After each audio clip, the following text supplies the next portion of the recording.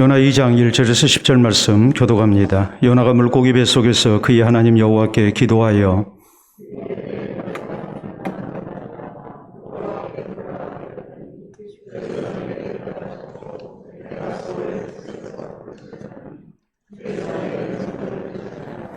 주께서 나를 기쁨 속 바다 가운데에 던지셨으므로 큰 물이 나를 둘렀고 주의 파도와 큰 물결이 다 내 위에 넘쳤나이다.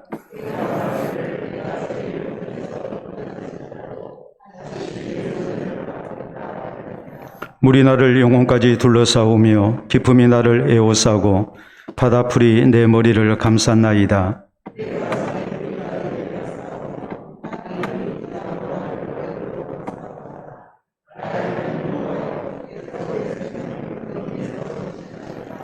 내 영혼이 내 속에서 피곤할 때에 내가 여호와를 생각하였더니 내 기도가 주께 이르러 싸우며 주의 성전에 미쳤나이다.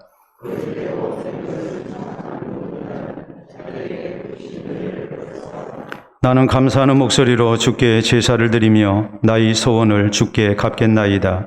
구원은 여호와께 속하였나이다 하니라.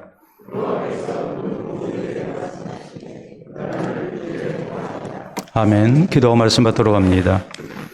하나님 아버지 감사합니다. 오늘도 하나님께서 변함없이 우리 가운데 함께 하시고 또 주의 선하신 뜻과 영광을 나타내실 줄을 믿고 감사를 드립니다. 하나님의 말씀을 기다리면서 또한 주의 은혜를 우리가 기다립니다. 부족한 종을 세우셨으니 오직 여호와의 나팔로 주의 말씀만 잘 증거케 하시사 가감 없는 하나님의 말씀이 선포될 수 있도록 도와주시고 우리 사랑하는 성도들은 사람의 말로 받지 아니하고 하나님의 말씀으로 받는 가운데 그 말씀이 우리 가운데 아름다운 역사를 나타내는 은혜가 있게 해 주시옵소서. 우리 하나님께서 기뻐하신 뜻을 우리가 발견하게 하시고 또한 나를 향하신 하나님의 부르심 가운데 주께 받은 바 소명을 이루는 삶을 살아가게 하여 주시옵소서. 예수님 이름으로 기도하옵나이다. 아멘. 오늘 요나 강의 세 번째 시간입니다. 우리가 병이 났을 때의 병을 치료하는 방법은 크게 두 가지입니다. 먼저는 대증 치료가 있죠. 증상을 보고서 이제 그 증상을 완화시키는 그런 치료를 하는 겁니다. 두 번째는 원인 치료가 있습니다. 원인 치료는 그 증상이 왜 나타났는지 원인을 찾아서 이제 치료하는 것이죠. 물론 대증 치료도 필요하겠습니다만 왜냐하면 지금 당장에 머리가 깨질 것 같이 아프고 또 뭐 구토가 계속 나온달지 아니면 설사를 계속 한달지 이러면 대증 치료 당장에 들어가야죠. 열도 낮춰야 되겠고 또 머리 아픈 거 진통도 완화시켜야 되겠고 또 설사도 멈추게 해야 되겠고 구토도 멈추게 해야 하지 않겠습니까? 그렇지만은 계속 그렇게 우리가 대증 치료만은 할 수 없습니다. 도대체 원인이 무엇인지, 무엇 때문에 계속 머리가 아픈지, 아니면 구토를 하는지, 혹은 설사를 하는지, 그것을 정확히 밝혀야 하지 않겠습니까? 그렇기 때문에 대증 치료만 계속 하다 보면 병은 점점 깊어질 수밖에 없습니다. 고통은 일시적으로 완화시킨다 할지라도 병은 제대로 치료를 하지는 못합니다. 예를 들어서 머리가 계속 아픈데 타이레놀이나 아니면 진통 효과가 있는 펜자리랄지 이런 약만 계속 먹고 있다면 사람이 아무래도 불안해지죠. 도대체 내 머릿속이 어떻게 돼 있는지, 종양이 자라나는 건 아닌지, 뭐 혈관에 문제가 생긴 건 아닌지, MRI 촬영을 한달지 뭐 하는 그런 이제 일이 필요하지 않겠습니까? 계속 설사가 난다면 지사제만 이렇게 투여하고 설사 멈추게 해서 끝낼 그런 상황이 아니죠. 혹시라도 위에 무슨 문제가 생겼는지 내시경 검사도 해봐야 하고 그래야 하지 않겠습니까? 그렇기 때문에 대증 치료도 필요하지만 그보다도 더 근본적인 원인 치료를 하는 것이 우리에게 필요합니다.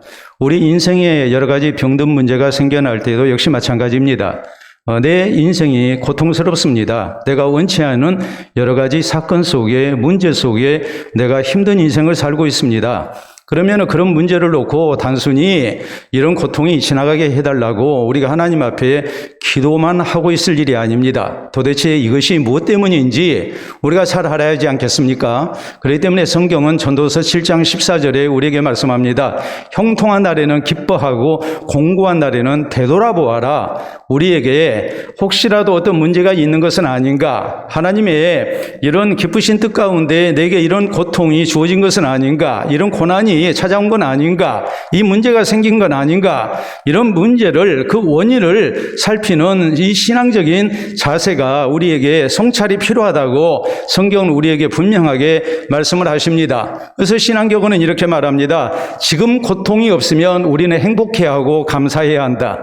그러나 지금 고통이 있다면 그 의미를 생각해야 할 때다라고 말합니다. 고통이 있습니다. 그러면 그 원인을, 그 의미를 우리가 깊이 생각하고 신앙적인 성숙을 이렇게 얻는, 또 아름다운 결과를 얻는 그런 신앙의 자세가 우리에게 필요하다는 말입니다.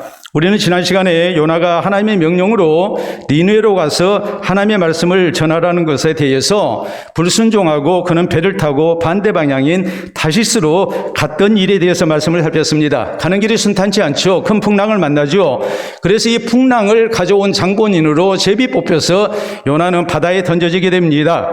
그리고 하나님께서는 이미 큰 물고기를 이렇게 예비하셔서 저를 삼키게 하셨고 이 요나가 물고기 뱃속에서 3일을 지나게 됐다. 이것이 우리가 지난 시간까지 살폈던 말씀의 내용입니다.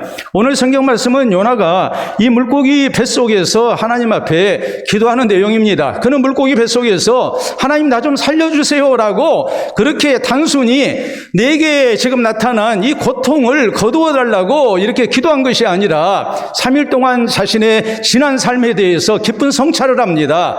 왜 이런 문제가 생겼는가? 내가 왜 이렇게 지금 바다에 던져져서 물고기밥이 될 수밖에 없었는가? 그는 그것을 깊이 성찰한 가운데 하나님 앞에 이렇게 은혜를 구하고 있단 말이에요. 특별히 요나가 했던 기도가 원문 성경에 히브리어에 보면은 이트팔렐이라고 이렇게 기록이 됩니다. 이트팔렐이라는 기도는 어떤 기도를 얘기하느냐? 계속 반복적인 기도라는 의미가 있습니다. 또 하나는 감사하는 기도라는 말입니다. 물고기 뱃속에서 하나님 원망하지 않습니다. 오늘 내가 처한 현실 속에서 불평하며 그는 구해달라고 하나님 앞에 그렇게 기도하지 않습니다.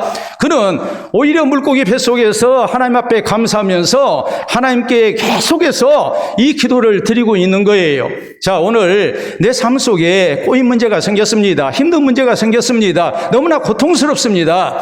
이때 우리가 하나님 앞에 감사하고 또 하나님 앞에 계속해서 기도해야 함을 우리에게 가르치고 있는 겁니다. 자, 그렇기 때문에 오늘 본문 1절에서 10절까지 우리가 교독했던 이 말씀을 통해서 요나가 물고기 뱃속에서 왜 그렇게 감사하며 계속 반복적인 기도를 하나님 앞에 드리고 있었는가? 그 3일 동안의 시간이 요나에게 고통스러운 시간이 아니라 그를 다시 새롭게 하는 시간이었다는 것을 우리가 생각하면서 우리에게도 고통스러운 3일이 있을 수 있습니다. 그 고통스러운 3일이 나 자신을 다시 한번 돌아보는 가운데 우리의 신앙이 성숙되고 하나님께서 기뻐하시는 사람으로 다시 새로워지는 그런 기회가 될 수 있도록 해야 한다는 말입니다.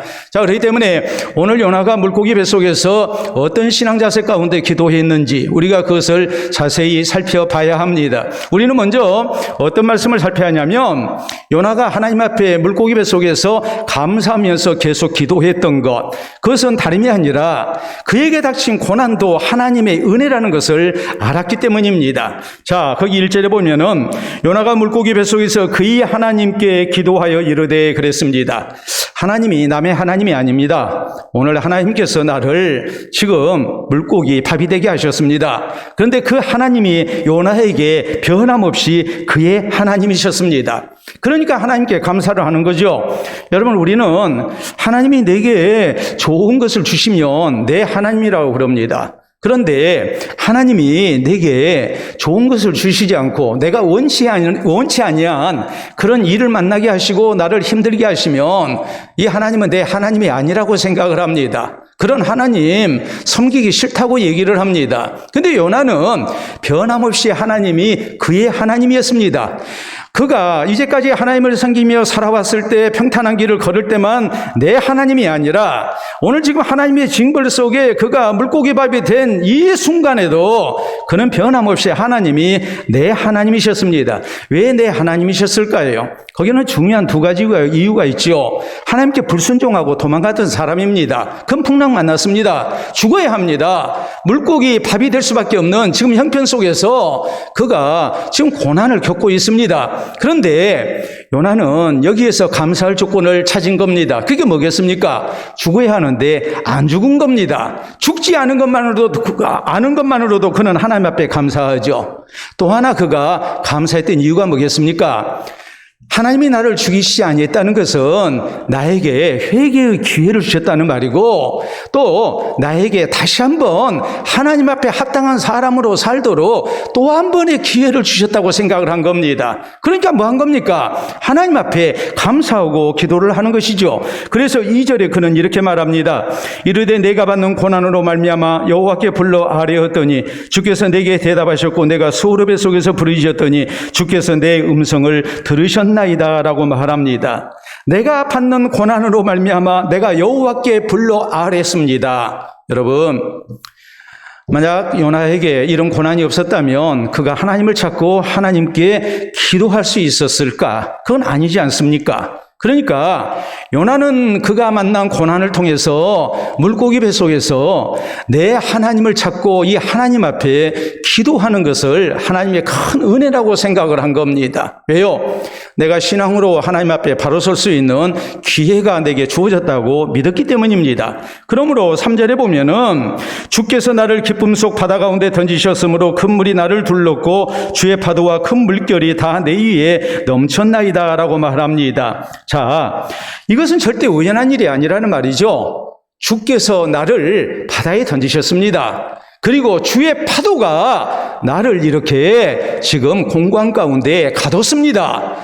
요나는 이 모든 일이 하나님께서 내게 기회를 주시기 위해서 일으키신 일이라고 받아들인 거예요. 그렇기 때문에 하나님 원망하지 않습니다. 하나님 앞에 감사하고 그리고 하나님 앞에 기도하면서 자신을 돌아본 겁니다. 여러분, 우리가 고난을 만날 때 하나님 앞에 감사 기도를 드려야 할 이유가 어디에 있을까? 그것은 다름이 아니라 고난을 통해서 하나님은 나를 새롭게 하시기 때문에 그렇습니다. 여러분, 이스라엘 백성들이 애굽으로 이주해서 거기서 잘 먹고 잘 살았습니다.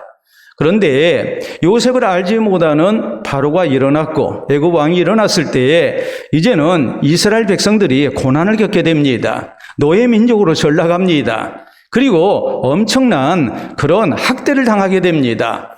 자, 이런 학대 속에서 이스라엘 백성들이 하나님께 부르짖습니다. 이런 학대를 당하지 아니했다면, 이런 고난을 당하지 아니했다면 이들이 과연 하나님을 찾았겠는가? 이걸 우리가 생각할 때에 저희에게 주어진 고난은 그동안 잊고 살았던 하나님을 기억하게 하는 고난이었고 이 고난을 통해서 하나님의 백성으로 돌아오는 역사가 있었단 말이에요. 그리고 하나님의 구원의 역사가 나타났어요. 노예가 아니라 자유민이 되는 하나님의 은총을 누렸어요. 애굽에서 더부살이하는 사람들이 아니라 하나님이 조상들에게 약속하신 가나안 땅을 정복하고 거기에 나라를 세우는 사람들이 될 수 있게 하셨어요. 그러니까 이스라엘 백성들이 애굽에서 당했던 그 학대는 오히려 감사한 일이 되는 것이죠. 고난을 통해서 저희가 하나님의 은혜를 입은 겁니다. 여러분, 또 우리가 성경을 보면 고린도서 1장 8절로 9절에 바울 사도가 교회를 향해서 이제 고백한 내용, 교훈하는 내용을 우리가 생각할 수 있습니다. 형제들아, 우리가 아시아에서 당하는 환난을 너희가 모르기를 원치 아니하노니 우리가 힘에 겹도록 심한 고난을 당하여 살 소망까지 끊어지고 우리 자신이 사형 선고를 받은 줄 알았으니 이는 우리로 자기를 의지하지 말고 오직 죽은 자를 다시 살리시는 하나님만 의지하게 하려 하심이라라고 이렇게 말씀을 하고 있죠. 다시 말하자면 고난을 통해서 우리 삶의 주인 되신 하나님을 다시 발견하게 한 겁니다. 그리고 이제 전도 여행을 하면서 경험으로 우리의 관록으로 일하는 것이 아니라 살아계신 하나님께 소망 두고 하나님 의지해서 이렇게 살고 또 주신 사명을 감당케 하시기 위해서 하나님께서 이런 고난을 주신 것이었다고 이렇게 고백을 하지요. 바울 사도가 개인적으로 고린도서 12장에 있는 말씀을 보면 그에게 있었던 육체의 가시의 문제를 놓고 하나님 앞에 기도하죠. 3번이나 기도했지만 하나님의 대답은 한결같았습니다. 사탄의 사자라고 생각했던 나를 참 힘들게 하는 이 인생의 문제, 육신의 고난에 대해서 하나님은 내 은혜가 네게 족하다고 말씀하십니다. 이는 네가 약할 때 강해지기 때문에 네가 혹시라도 교만하지 않도록 자만하지 않도록 하나님께서 이렇게 바울을 낮추기 위해서 육체의 가시를 주신 것이라고 말씀을 하십니다. 그러니까 사도 바울은 육체의 가시를 더 이상 사탄의 사자라고 생각하지 않습니다. 이건 하나님이 내게 주신 은혜라고 받아들이는 겁니다. 여러분, 우리가 간혹 가다가 이런 소식을 듣습니다. 자, 사진 보도록 하겠습니다. 자, 어떤 사진일까요?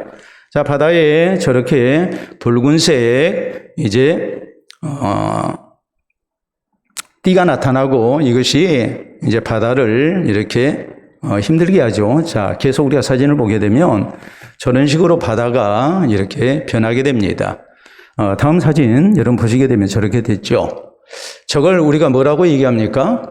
적조 현상이다 라고 이렇게 얘기를 하죠. 장마가 지고 난 다음에 바다에 이제 토사가 이렇게 흘러 들어가게 되면 이 토사 속에 있는 영양분이 바다에 이제 들어가서 식물성 플랑크톤이 이렇게 크게 번식을 하게 됩니다.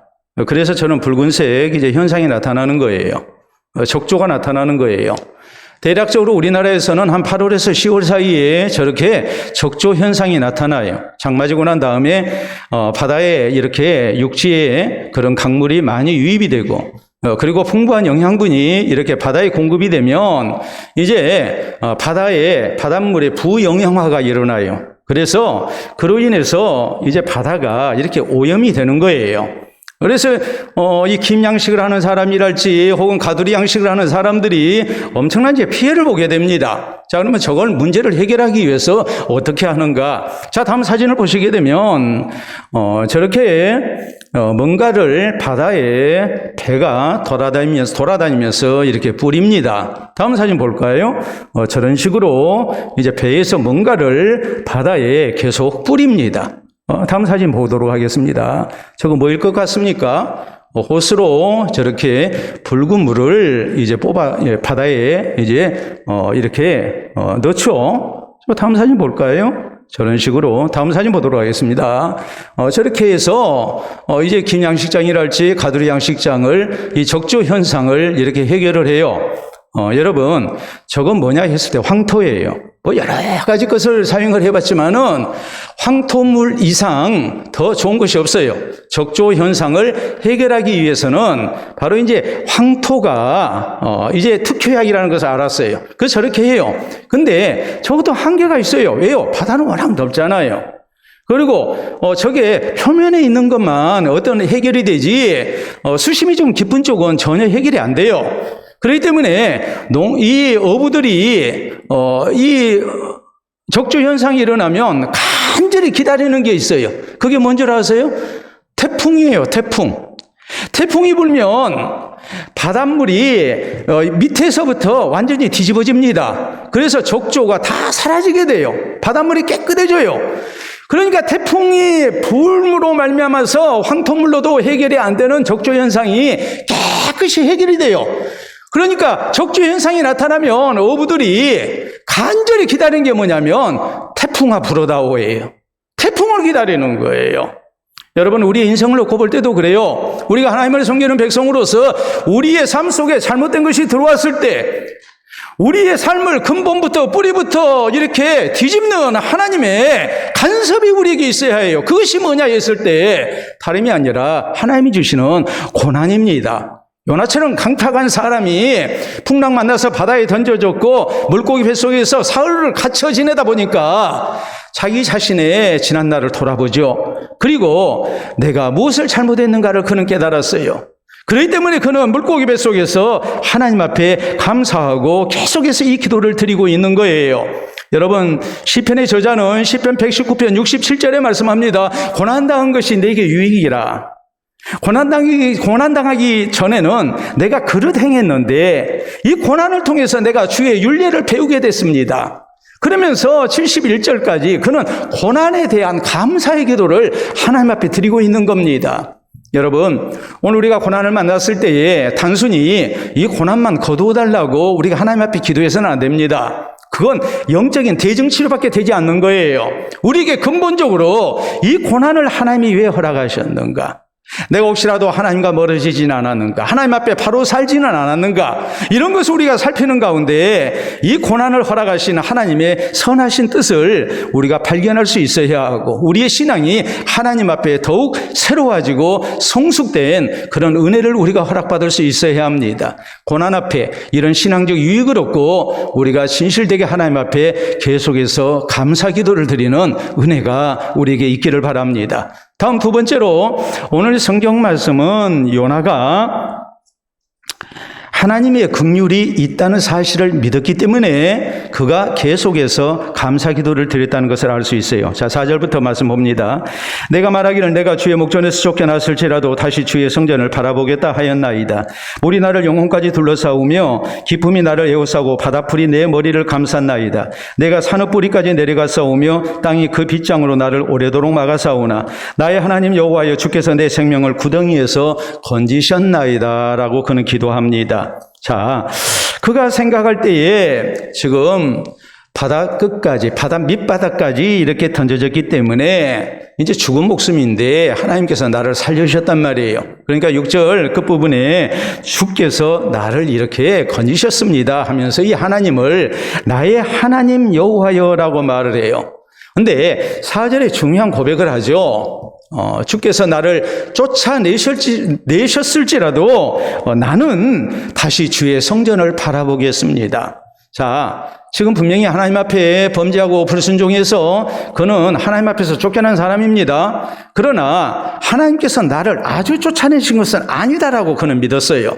그렇기 때문에 나는 주의 목전에서 쫓겨났다 할지라도 나는 다시 주의 성전을 바라보겠습니다 하면서 하나님의 자비와 긍휼을 믿는 가운데 하나님의 은혜를 구하는 거예요. 여러분, 우리가 그렇지 않습니까? 오늘 고난을 만났습니다. 내가 잘못한 것 같습니다. 내가 이것을 하나님 앞에 회개하면서 하나님이 고난을 통해서 내가 하나님 앞에 돌아올 수 있게 된 것 하나님 참으로 감사합니다 하면서 기도할 때 우리가 무엇을 믿어야 되겠습니까? 내가 주의 성전을 바라보면 주님이 나를 아주 쫓아내신 것이 아니라 다시 나를 받아주신다는 것에 대한 믿음이죠. 그게 있어야 우리가 돌아올 수 있는 것 아니겠습니까? 다시 하나님을 바라볼 수 있는 것 아니겠습니까? 요나는 그걸 믿었어요. 하나님이 나를 쫓아내셨다 할지라도 나를 아주 쫓아내신 건 아니다.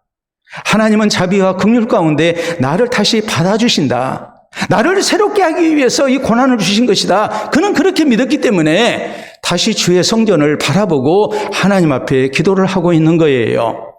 자, 다윗이 인구조사를 강행해서 하나님 앞에 범죄를 했습니다. 이로 인해서 하나님께서 갓 선지자를 시켜서 하나님의 내리실 징벌 3가지 가운데 하나를 선택하라고 그럽니다. 그 선택지로 나온 3가지 고난은 다른 것이 아니라 자, 3년 동안 기근에 시달릴 것인가? 아니면 석 달 동안 대적에게 쫓길 것인가? 아니면 사흘 동안 전염병으로 고생할 것인가라는 거였거든요. 여기에 대해서 다윗은 이렇게 말씀을 해요. 여호와께서는 긍휼이 크시니 내가 사람의 손에 빠지기보다 여호와의 손에 빠지기를 원한다 그랬어요. 여러분, 혹시라도 대적에게 쫓겨서 고생하는 것보다도 하나님의 징벌 당하는 것이 더 낫다. 사람의 손보다도 하나님의 손에 빠진 것이 더 낫다고 그는 고백합니다. 왜요? 하나님은 긍휼이 크신 분이기 때문에. 그래서 결국 사흘 동안 전염병이 내렸을 때에 하나님께서는 하루만 내리게 하시고 하나님의 자비와 긍휼을 나타내십니다. 누가복음 15장에 우리 예수님께서 집 나간 아들의 비유를 들어주십니다. 돌아온 아들의 비유죠. 이 아들이 자기에게 돌아올 재산을 먼저 상속받고 재산 정리해서 바로 며칠 만에 먼 나라로 도망갔습니다. 그리고 자기 하고 싶은 짓 하면서 허랑방탕하게 지냈습니다.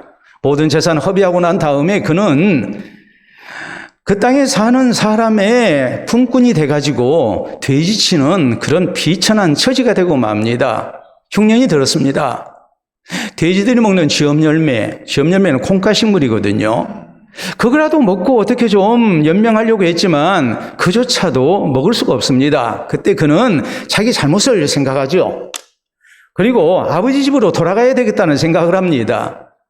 내가 돌아가서 내가 아버지께 이렇게 말씀을 드려야 되겠다. 내가 하늘과 아버지께 죄를 얻었으니 내가 아버지의 아들이라 일컬음을 받지 못하겠습니다. 나를 품꾼의 하나로 봐달라고 내가 아버지에게 사정해야 되겠다 하고 돌아가죠. 자, 이 아들 돌아왔습니다.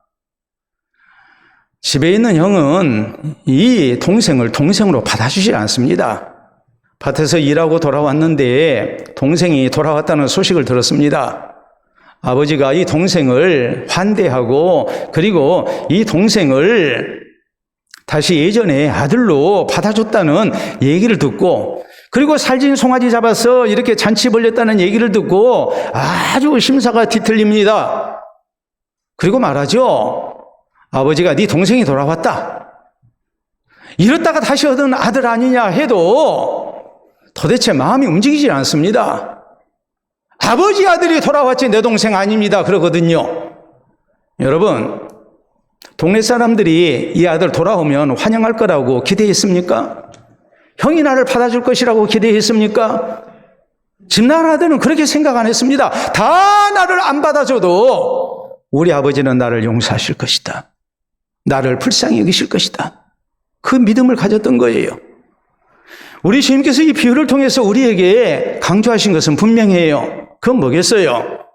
죄인들 우리가 하나님 앞에 돌아오게 될 때 하나님은 크신 자비와 긍휼 가운데 우리를 용서하신다는 말이에요. 이 하나님의 크신 사랑이 우리를 구원하신다는 말이에요. 나를 향하신 이 하나님의 자비와 긍휼을 믿고 우리가 하나님 앞에 돌아오기를 힘써야 한다는 말이에요. 삼국지에 이런 얘기가 나옵니다. 조조의 10만 대군과 유비의 5천 군사가 방망파라는 곳에서 전투를 벌이게 됩니다. 그러니까 유비의 군사 5천보다도 조조의 군사는 그보다도 20배가 되는 10만이었어요. 누가 보더라도 조조의 군대가 승리를 할 수밖에 없는 그런 형편이었어요. 조조군의 대장은 하우돈이었습니다. 그리고 유비군의 대장은 우리가 잘 아는 제갈량입니다. 이게 삼국지에 나오는 제갈량의 데뷔전이거든요. 이 전투에서 조조군은 대패를 하고 말아요. 패장인 하우돈이 돌아와서 조조에게 이런 얘기를 합니다. 저는 패장입니다. 제가 크게 과오를 저질렀습니다. 군법에 따라서 나를 처형해 주십시오. 그랬어요. 목을 베달라고 이렇게 이제 아뢰입니다. 그럴 수밖에 없죠. 전력이 비슷한 상태에서 패전한 것도 아니고 20배나 되는 군사를 거느리고 나가서 이제 역사에 처음으로 등장하는 제갈량이라는 신출내기한테 이렇게 크게 대패를 했으니 책임을 져야지 않겠습니까? 그래서 죽여달라고 하는 거예요. 그때 조조가 껄껄껄 웃으면서 이런 얘기를 합니다. 승패 병가지 상사다라는 말을 해요. 전쟁에 있어서의 승패는 항상 있는 일이다 이 말이에요. 승패 병가지 상사. 병사들을 데리고서 싸움을 하다 보면 이길 때도 있고 질 때도 있는 것이다. 오늘은 네가 졌지만 내일 이기면 될 거 아니겠느냐 하고서 용서해 줍니다. 여러분, 그래서 승패 병가지 상사라는 이런 고사성어가 생겼습니다. 그런데 우리는 또 생각을 해야 합니다. 우리 인생에 있어서 실패한 인생을 누가 긍휼을 베풀고 받아주겠는가? 그래서 특히 우리 대한민국은 그렇게 얘기를 하죠. 패자 부활전이 없는 사회다라고 얘기를 하죠. 한번 실패하면 더 이상의 기회가 없습니다. 정말 인정사정 없는 치열한 생존의 전쟁터에서 우리가 지금 살고 있어요. 그러니까 실수하면 안 되죠. 실패하면 안 되죠. 항상 우리가 그런 압박감을 가지고 사는 것이 사실이지 않습니까? 내가 인생에 있어서 실패하고 낙오자가 되면 다시 내게 기회가 주어지지 않는단 말이에요. 그것이 얼마나 우리를 긴장시키는지 몰라요. 만약에 내가 실패했다면 내게 다시 기회가 주어지지 아니한다고 할 때에 이것이 얼마나 우리를 절망 가운데 몰아넣겠는가라는 것은 우리가 불보듯 뻔한 얘기지 않겠습니까? 그런데 하나님은 절대 그러신 분이 아니에요. 하나님은 크신 자비와 긍휼 가운데 우리를 구원하셨습니다. 그리고 우리를 하나님의 백성으로 붙드시고 우리가 잘못될 때에 하나님은 고난이라는 수단을 통해서 우리를 깨우치십니다. 그리고 우리에게 다시 기회를 주시는 겁니다. 하나님 앞에 돌아오게 하시는 겁니다. 그렇기 때문에 우리는 고난 속에서 하나님의 자비와 긍휼을 봐야 해요. 고난 속에서 나 자신을 성찰하면서 하나님 앞에 돌아가기를 힘쓰는 주의 백성들이 되어야 돼요. 왜요? 하나님이 내게 바라시는 것은 그거기 때문에 그렇습니다. 하나님은 고난을 통해서 나를 아주 패하게 하시는 하나님이 아니에요. 다시 일어서게 하시는 하나님이에요. 또 우리 하나님은 나를 아주 쫓아내시는 하나님이 아니에요. 그렇기 때문에 내가 돌아오기를 바라고 하나님은 내게 고난을 주셨기 때문에 내가 주의 목전에서 쫓겨났을지라도 나는 다시 주의 성소를 성전을 바라보겠습니다라는 그런 신앙의 자세가 우리에게 있어야 합니다. 고난 속에서 우리는 하나님 앞에 감사해야 합니다. 왜요? 하나님이 나를 아주 죽이시지 아니하시고 내게 다시 기회를 주셨다고 믿기 때문에 그렇습니다. 내게 다시 기회를 주신 하나님 앞에 이 기회를 우리가 소홀히 여기지 말아야 합니다. 하나님의 자비와 긍휼을 믿고 더욱 신앙이 새로워진 모습으로 우리가 주님께 돌아오는 사람들, 또 주님을 찾는 사람들, 주의 성전을 바라보며 하나님 앞에 기도하는 주의 자녀들이 되어야 됩니다. 그래서 다시 한번 하나님이 주신 기회를 붙들고 고난 앞에서 오히려 하나님 앞에 감사 기도할 수 있는 우리가 될 수 있기를 바랍니다. 자, 오늘 성경 말씀은 세 번째로 7절 이하에 또 하나 중요한 사실을 강조하죠. 요나가 왜 감사 기도를 했는가? 거기에 대해서 요나는 주께서 나를 구원하실 것이라고 확신했기 때문입니다. 자, 거기 7절 이하 말씀 봅니다. 내 영혼이 내 속에서 피곤할 때에 내가 여호와를 생각하였더니 내 기도가 주께 이르러 싸우며 주의 성전에 미쳤나이다. 요나는 지금 육신의 고통을 당하고 있지만 그는 육신이 피곤하다고 생각 안 했어요. 내 영혼이 내 속에서 피곤합니다. 이 말의 의미는 그가 진심으로 하나님 앞에 자신의 범죄에 대해서 회개하고 있다는 말이에요. 내 속에서 내 영혼이 피곤할 때에 내가 여호와를 생각했습니다. 그리고 하나님께 드린 기도가 주께 이르러 싸우며 주의 성전에 미쳤습니다라고 말하죠. 자, 8절 9절 거짓되고 헛된 것을 숭상하는 모든 자는 자기에게 베푸신 은혜를 버려사오나 나는 감사하는 목소리로 주께 제사를 드리며 나의 소원을 주께 갚겠나이다. 구원은 여호와께 속하였나이다 하니라라고 했습니다. 분명히 하나님께서 나를 구원해 주실 것이고 내가 고난 속에서 하나님 앞에 서원했던 것, 하나님 내가 이제는 하나님 앞에 순종하는 사람이 되겠습니다. 내가 하나님의 명령을 따라서 내가 니느웨로 가겠습니다. 내가 하나님의 말씀을 전하는 선지자로 내가 남은 생애를 하나님께 드리겠습니다라고 그가 서원했던 이런 모든 것들 하나님께서 다 이루어 주실 것이다. 그는 그렇게 확신한 겁니다. 그러니까 하나님 앞에 감사 기도를 드리는 거죠. 오늘 우리가 하나님 앞에 우리의 기도에 하나님의 아름다운 응답을 주실 것을 믿어야 해요. 하나님께서 나를 분명히 구원하시고 하나님의 자비로우신 은총 속에 우리를 새롭게 하시고 다시 기회를 주실 것을 우리가 믿어야 해요. 이 믿음 가지고 우리가 하나님을 찾는 성도가 되어야 되고 하나님의 은혜를 구하는 성도가 되어야 되고 고난 속에서도 우리가 하나님 앞에 감사할 수 있는 성도가 되어야 돼요. 우리 예수님께서는 마태복음 7장에 기도에 대해서 교훈하실 때 구하라 찾으라 문을 두드리라고 말씀하십니다. 구하는 자가 얻게 될 것이고 찾는 자에게 찾아질 것이고 문을 두드리는 이에게 열릴 것이니라 그랬거든요. 그리고 주님 말씀하십니다. 너희 중 누가 아들이 떡을 달라 하는데 돌을 줄 자가 있겠으며 생선을 달라 하는데 뱀을 줄 자가 있겠느냐. 너희가 악한 자라도 자식에게 좋은 것을 줄 줄 알거든 하물며 하늘에 계신 너희 아버지께서 구하는 자에게 좋은 것으로 주시지 않겠느냐 그랬거든요. 우리가 그동안 신앙생활 잘못하다가 고난을 통해서 하나님 앞에 내 잘못을 깨우치고 하나님의 자비와 긍휼을 믿고 하나님께 돌아와서 내 속에서 내 영혼이 피곤한 가운데 하나님의 성소를 바라보며 우리가 주님 앞에 기도한다면 어찌 하나님이 그 기도를 물리시겠느냐 이 말이에요. 그런 하나님이 아니다 이 말이에요. 우리 예수님은 마가복음 11장 24절에 말씀하십니다. 무엇인지 믿음으로 구하고 믿음으로 구한 것은 다 받은 줄로 믿으라 그랬어요.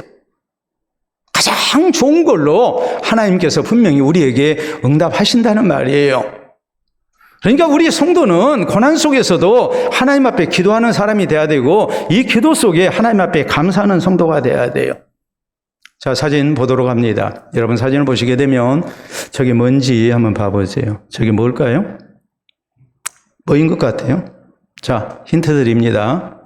자동차, 선박, 비행기. 네 가지 얘기해야 합니까?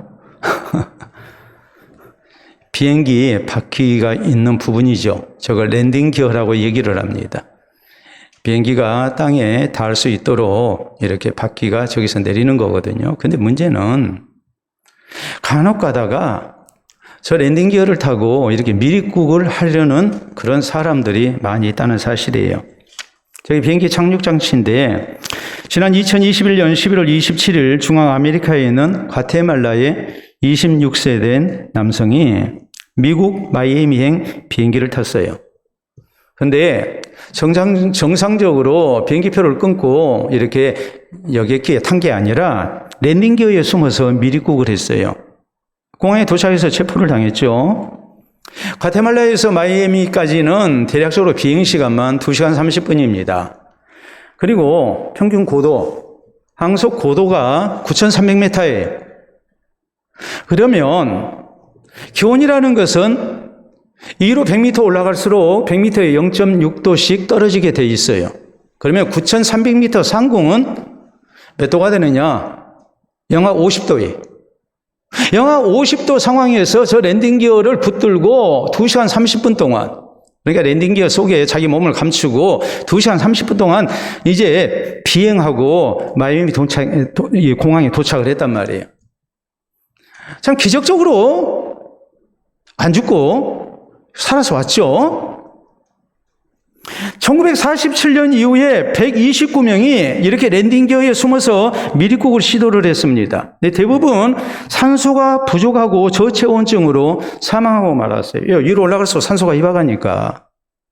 그리고 기온은 떨어지고 이 청년도 극적으로 생존을 했습니다. 기적적인 일이죠. 근데 손가락에 동상을 입었어요. 도착 후에 얼마나 힘들었던지 그 자리에 주저앉아서 일어나지도 못했어요. 얼마나 딱한 사정이 있으면 저렇게 미리국을 할까? 목숨을 걸고 미리국을 할까? 동정이 가잖아요? 동정 안 갑니까?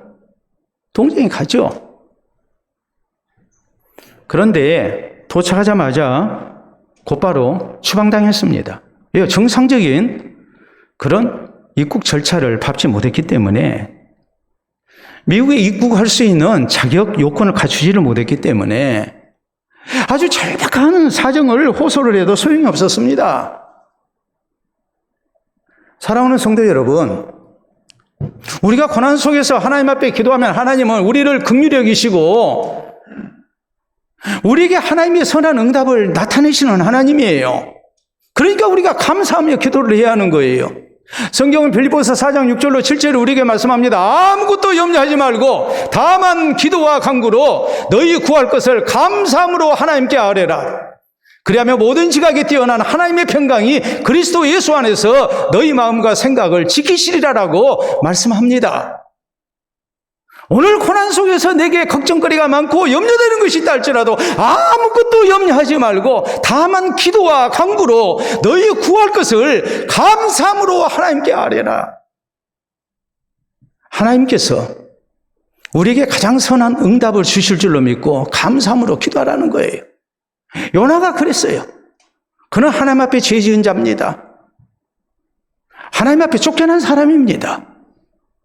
그는 바다에 던져졌고 물고기 밥이 된 사람입니다.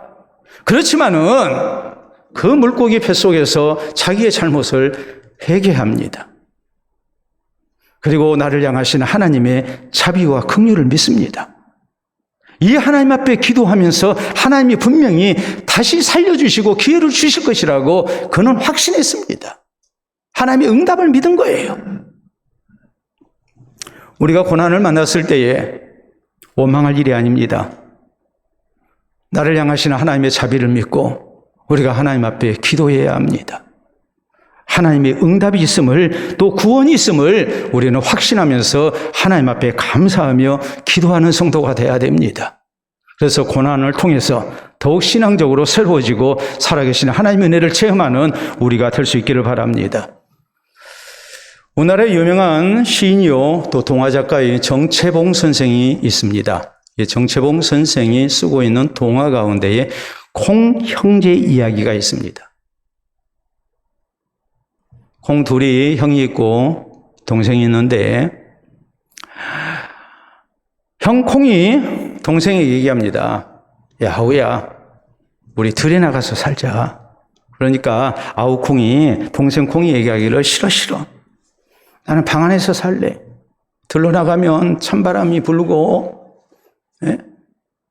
또 여러 가지로 힘든 일이 많고 그러는데 또 새들이 와서 먹어버리고 그러는데 난 싫어. 그래서 싫다고 하니까 형 콩이 혼자서 들로 나갔습니다. 들에서 햇빛을 받고 비바람을 맞으면서 자라났습니다. 동생은 따뜻한 방 안에서 햇빛도 없고 비바람도 없는 데서 따뜻한 환경 속에서 자랐습니다. 둘이 어떻게 됐을까요? 들에서 자란 형은 콩나무가 됐습니다. 따뜻한 방에서 자란 동생은 콩나물이 됐습니다. 정채봉 선생은 이 콩 형제의 이야기를 통해서 분명하게 강조합니다. 우리가 온실 같은 환경만 좋아해서는 안 된다. 우리가 살면서 만나는 고난도 잘 받아들여야 한다. 그래야 우리가 더욱 강한 사람, 성숙한 사람이 될 수 있고 바른 인생을 살 수 있다고 가르칩니다. 여러분, 오늘 성경 말씀 10절을 우리가 보도록 합니다. 같이 읽습니다. 여호와께서 그 물고기에게 말씀하시며 요나를 육지에 토하니라. 극적인 반전이 일어나죠.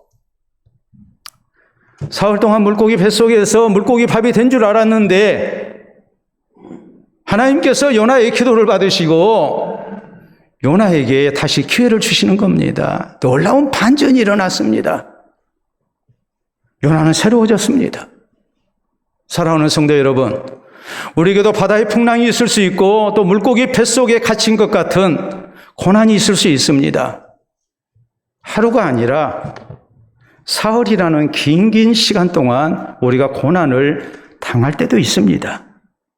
이때 우리는 함부로 불평하거나 하나님 원망하거나 낙심해서는 안 됩니다.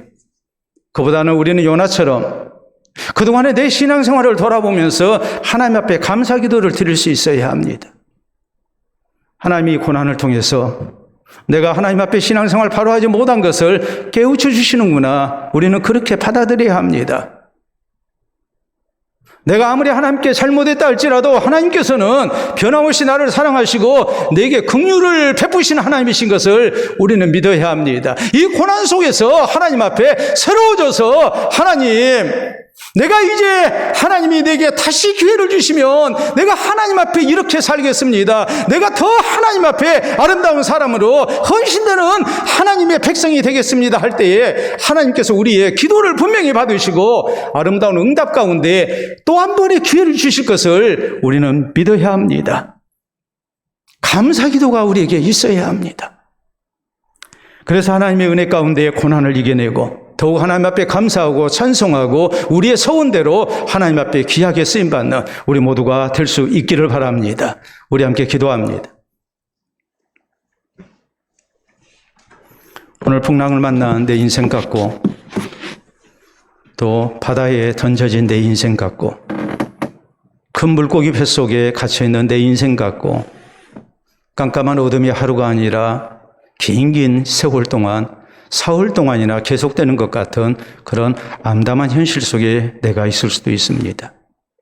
하나님을 향한 감사를 잃어버리고 불평과 원망과 낙심 속에 할 수 없이 근근히 살 수 없어서 그냥 살아가는 내 모습일 수도 있습니다. 그러나 우리가 다시 한번 신앙적으로 이런 모든 것을 생각해야 합니다. 주신 말씀 생각하면서 더욱 신앙이 성숙되는 기회가 되도록 하여 주시옵소서.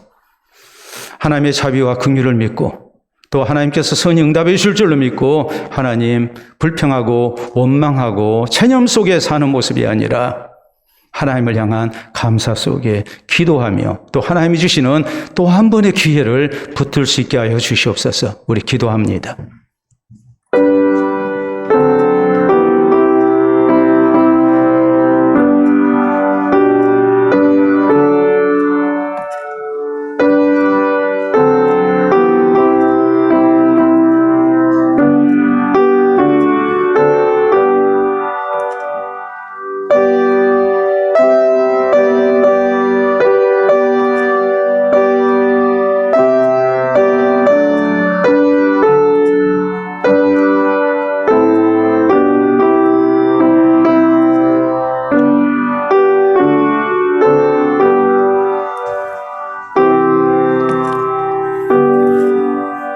자비로우신 우리 아버지 은혜를 감사합니다.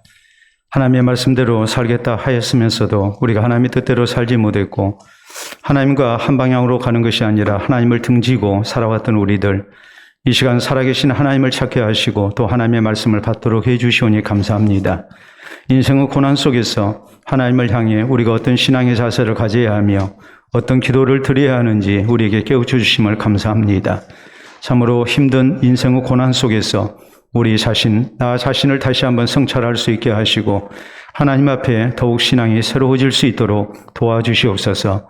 하나님의 자비와 긍휼을 확신하며 우리가 주님 앞에 기도하게 하시고 우리 하나님께서 베푸시는 선한 응답을 얻게 하시사 우리 하나님을 기쁘시게 하는 삶을 새롭게 살아가는 우리 모두가 되게 해 주시옵소서.